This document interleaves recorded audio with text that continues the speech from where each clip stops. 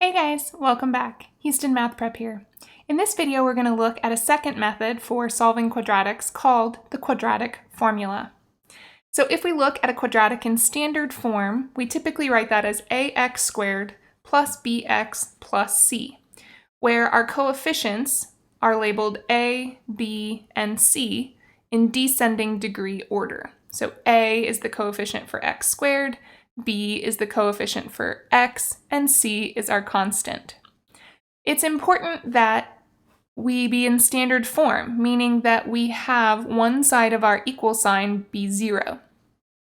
If we have that and we can identify our a, b, and c, then it is the case that our solution or solutions will be of the form x equals negative b plus or minus the square root of b squared minus 4ac, all divided by 2a.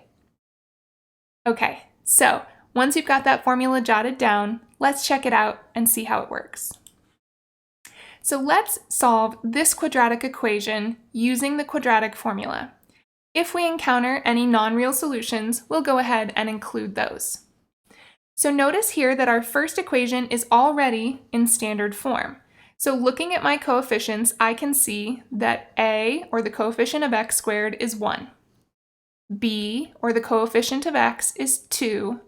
And c, or my constant, is negative 8.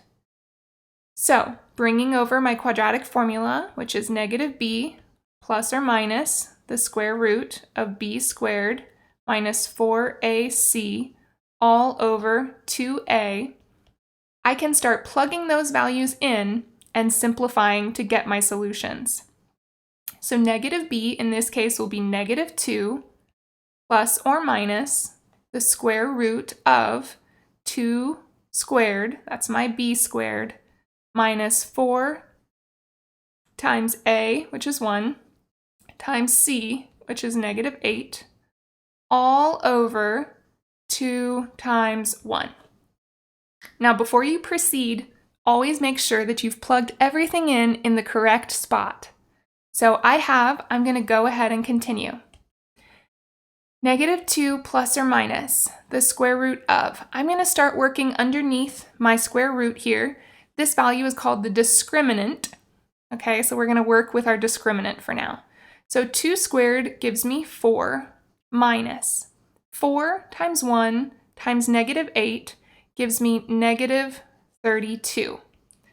All over, moving to my denominator, 2 times 1 is 2.